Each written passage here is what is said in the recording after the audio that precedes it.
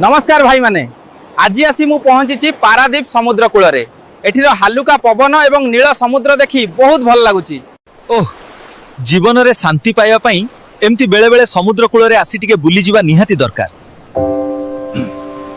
समुद्र कूल रु फेरी मु एबे माछ मार्केट रे अछि।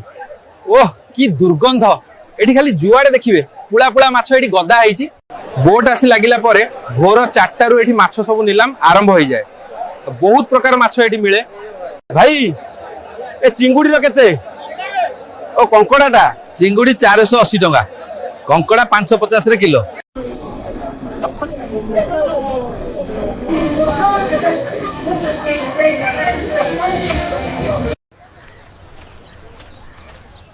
माछ मार्केट रु फेरी मु आसी गली टिके नेहरू पार्क, टिके फ्रेश पवन खाया पई।